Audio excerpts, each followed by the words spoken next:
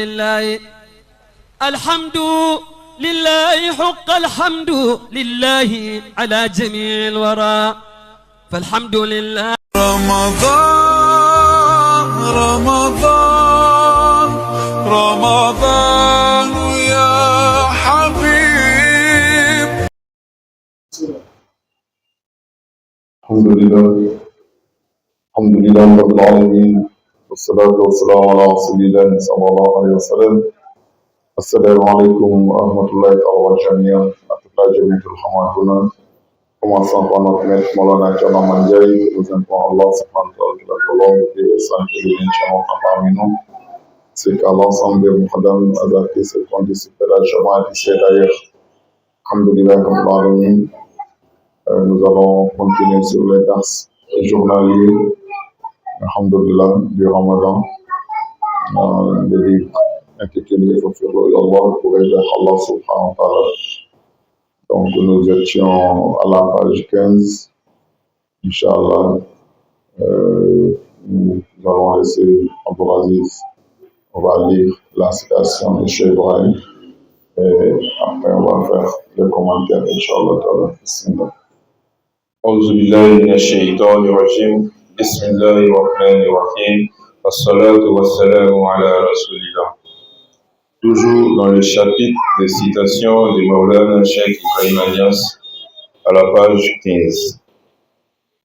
Maulana Cheikh Ibrahim Niass radiyallahu ta'ala anhu a dit: la modestie du prophète Mohammed sallallahu alayhi wa sallam par rapport à Allah est un signe de grandeur. Son jalal et son jamal. Il réapparaît de nouveau dans le jamal. Diwan Sid, page 1. Alhamdulillah, Inch'Allah, donc Maulana Cheikh Ibrahim ici il nous dit la modestie du prophète Mohammed sallallahu alayhi wa sallam par rapport à Allah est un signe de grandeur. Est un signe de grandeur. Donc, c'est ainsi que, alhamdulillah, le prophète sallallahu alayhi wa sallam, lui, il n'y a pas quelqu'un plus humble que lui. C'est pour ça qu'il avait dit, si Allah l'a dit, si Allah, il a un fils, pour moi, je suis le premier de ses serviteurs. La maqama, la station avec laquelle, le prophète sallallahu alayhi wa sallam se glorifie, se vante, ce n'est pas par la Seigneurie. Malgré qu'il est le Seigneur des premières et dernières des générations. Il est le Sayyid al-Awwalin wal Akhirin. Il est l'imam de tous les prophètes. Mais il ne se vante pas de cela. Dans autrement dit, il dit que je suis Abd, je suis Sayyid et je suis Abd. Mais je préfère d'être Abd que d'être Sayyid. Je me glorifie d'être Abd que d'être Sayyid. Vu l'humilité du prophète Mohammed sallallahu alayhi wa sallam. Pour ça, Maulana Cheikh Ibrahim a dit, c'est normal. Il préfère d'être Abd que d'être Sayyid. Ça, seul Maulana Cheikh Ibrahim qui nous a expliqué la profondeur et la réalité de cette parole. Il dit parce que au moment qu'il est Abd, il est avec le Seigneur. Et au moment qu'il est Sayyid, il est avec la créature. Et il préfère être avec la créature Il préfère être avec les créateurs et Allah subhanahu wa ta'ala que d'être avec la créature. Parce que l'homme, naturellement, là où tu tires profit et bénéfice, tu préfères là-bas par rapport de là où tu donnes. Parce que si tu n'as pas reçu, si tu n'as pas eu, tu es généreux comment, tu ne pourras jamais donner. Donc, sa puissance et ta grandeur ne peut se réaliser que par la générosité et par la grâce et la miséricorde d'Allah subhanahu wa ta'ala que Allah subhanahu wa ta'ala t'a donné. Donc c'est pour cela, Sayyidina Muhammad sallallahu alayhi wa sallam, c'est auprès d'Allah subhanahu wa ta'ala il parle. Ça il a dit, Allah c'est lui qui donne et c'est moi qui partage. Allah huwa al-Mu'ti wa ana al-Hashim. C'est Allah qui est celui qui donne et c'est moi qui partage. Donc, si tu n'as pas reçu, tu ne pourras jamais partager. Donc, c'est ainsi, Sayyidina Muhammad sallallahu alayhi wa sallam, il préfère d'être apte que d'être sayyid. Et c'est comme être sayyid est plus honorifique que d'être apte dans le cercle humain. Chacun veut être chef vu son ego. Chacun d'entre nous veut être maître par rapport à être esclave ou être invalide. Or que dans la spiritualité, c'est tout à fait le contraire. En spiritualité, c'est la servitude. En spiritualité, c'est la servitude qui est la plus grande station.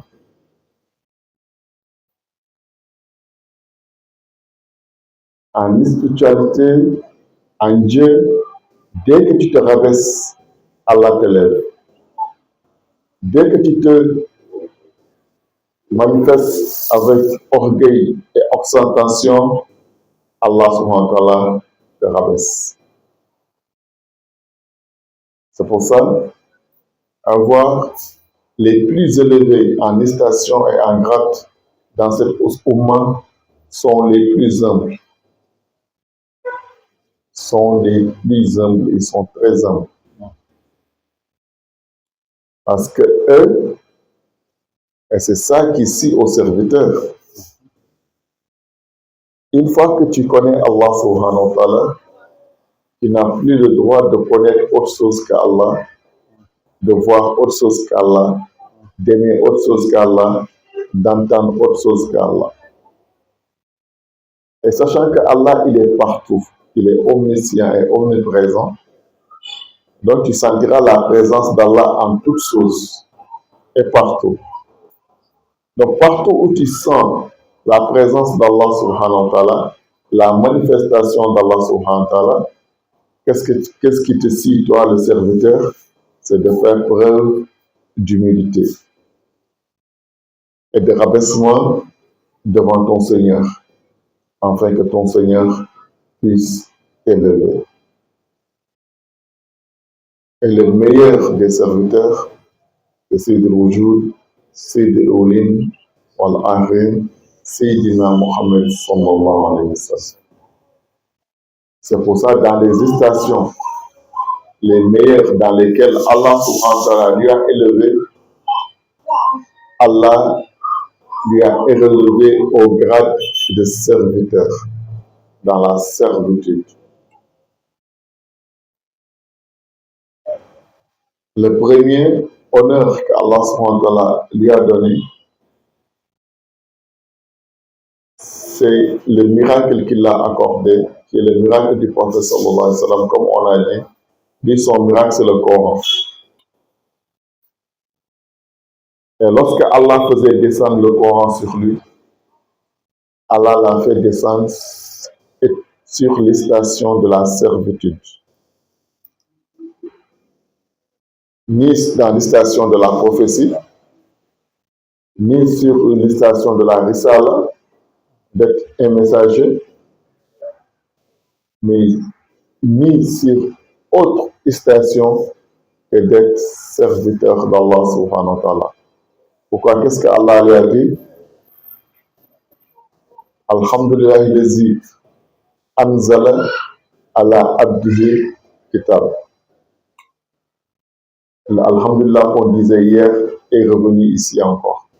Alhamdulillah que Adam avait dit qu'il était la première créature à dire, et Dieu lui a donné toutes les connaissances, et voilà, il a demandé aux gens de se prosterner sur lui. Ici, au moment que Allah subhanahu wa ta'ala voulait faire descendre son secret, son livre divin, maintenant c'est à vous de voir, c'est quel Coran parmi les Corans? C'est le Coran arabien qui est le livre, Al-Quran al-Majid, Al-Quran al-Karim. C'est de quel Coran il s'agit? Ou bien c'est tous les Corans en même temps? Ça, c'est pour arriver là de réfléchir. Mais Allah subhanahu wa ta'ala a dit Alhamdulillah lazi anzala ala abdihil kitab. Ce qui nous intéresse ici, c'est le mot abd.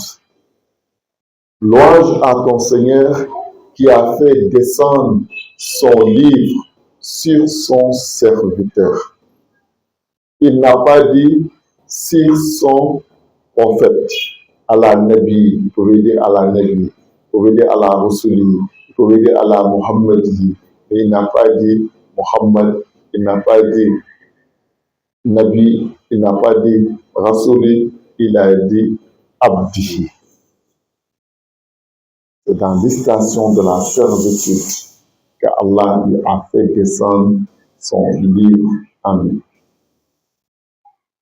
Et au moment qu'Allah lui a accentué au niveau le plus élevé, à la station la plus haute, qu'aucune créature n'est jamais arrivée là-bas.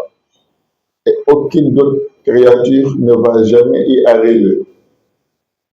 Quand il contemplait Allah subhanahu wa ta'ala, il échangeait avec Allah subhanahu wa ta'ala, jusqu'à ce que Allah lui donne les 50 prières, la nuit de l'ascension, Laylatul Isra wal Mi'raj. Dans quelle station Allah l'a élevé? Dans quelle station Allah l'a fait ascensionner? Est-ce que c'est au niveau de la station de la prophétie ou bien de la messagerie de la risala? Non. Allah, qu'est-ce qu'il a dit encore? Subhanallazi asra bi abdihi laylan min al-masjid al-haram wa min al-masjid al-aqsa. Ouais. Allah est extraordinaire. Allah est extraordinaire. Et hier, on a parlé un peu de Alhamdulillah et de Subhanallah. Quand on dit Sub, c'est comme on plonge, on s'anéantit. C'est la fana. Hein? On plonge et on disparaît. Quand on dit Alhamdulillah, on reçoit tout en nous. On est présent. C'est l'expression de la baka. Sachant que cette baka et la fana, il n'y aura pas de grande différence. Pour ça, entre la ilaha illallah et alhamdulillah, c'est à peu près la même signification. La ilaha illallah veut dire rien n'existe qu'Allah. Alhamdulillah veut dire rien n'existe que moi. Alhamdulillah veut dire tout est en moi. Tout est en moi. Donc là, tout existe. Mais c'est moi seul qui est le tout. La ilaha illallah efface tout. Il n'y a plus rien que moi seul. Donc là-bas, c'est la fana. Il n'y a plus rien, c'est Allah seul. Ici, il y a tout.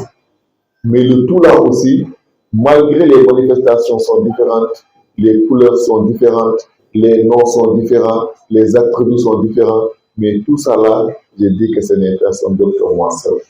Ou bien je ne vois en ça que personne d'autre qu'Allah. Toutes ces manifestations, toute l'existence appartient ou bien revient à Allah subhanahu wa ta'ala.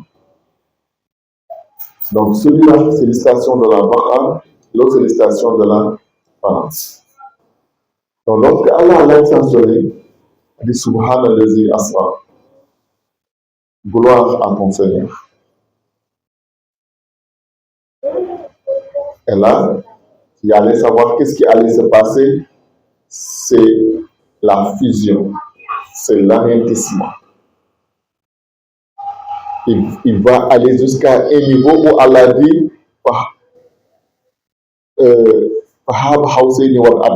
ils se sont rapprochés, lui, avec son Seigneur, comme les bouts d'un arc. Donc, l'arc est unique, mais il y a deux bouts. Donc, c'est ça que Allah subhanahu wa ta'ala a dit, il est plus proche que ça. Il dit, Fa'awha ala abdihi ma awha. Il murmura à son serviteur, c'est qu'il murmura à son serviteur. Mais ça, c'est dans l'istation de Subhanallazi. Asra ala abdihi. C'est ça qui revient encore le nom abd, serviteur, dans l'istation de la servitude. C'est dans ça qu'Allah a accentué. Donc c'est un grand signe.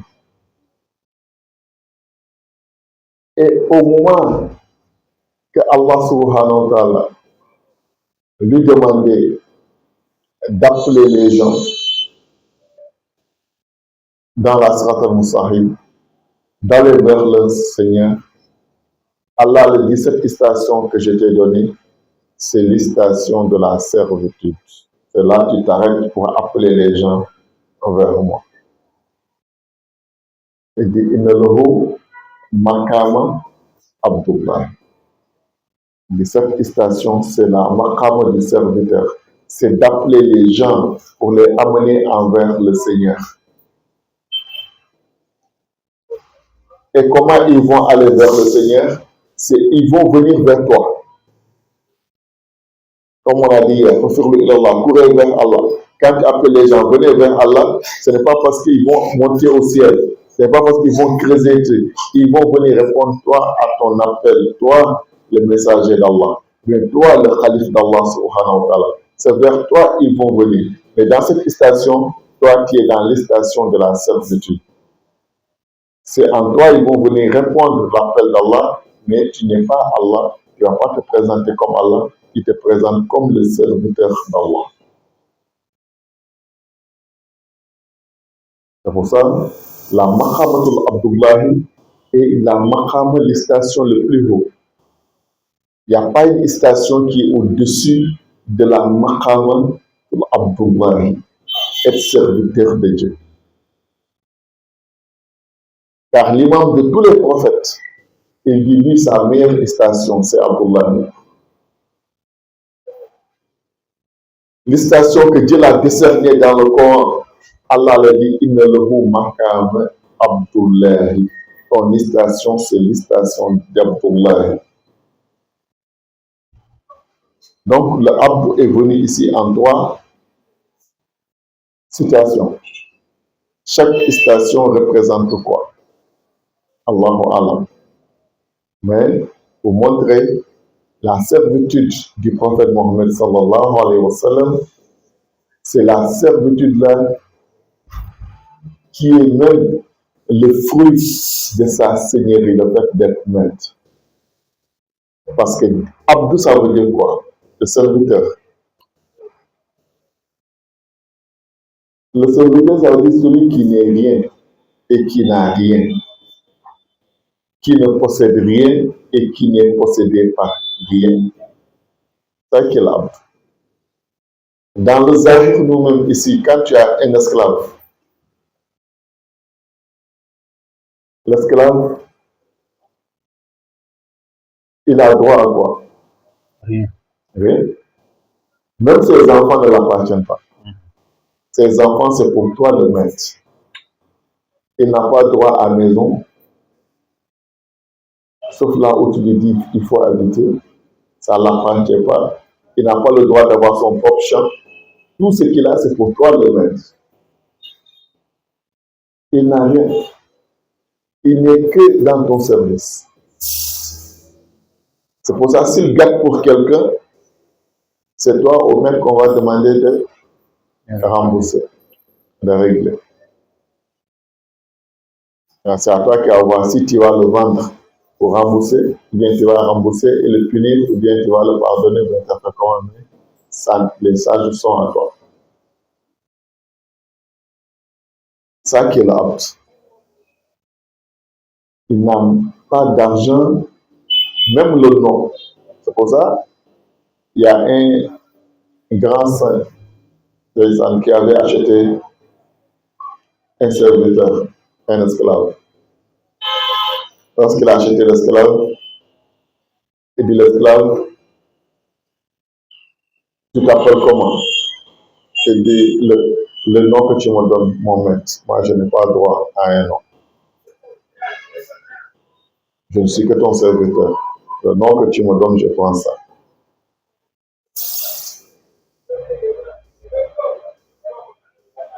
Il dit, tu n'as pas de nom. Je suis qu'un serviteur, je n'ai droit à rien que ce que toi, tu m'en donnes. Et que tu portes quoi? Il dit ce que tu me donnes, je n'ai pas de choix. Mania, tu m'as dit, ça me suffit. Tu manges quoi? Je n'ai pas de soif, je n'ai que ton serviteur. Si tu me donnes manger, je mange. Si tu m'as privé aussi, alhamdulillah, c'est que c'est mon serviteur, c'est mon maître qui m'a privé. Je ne suis qu'un serviteur. Je n'ai droit à aucun désir. Je n'ai droit à aucune volonté. Je dois ta volonté, mon.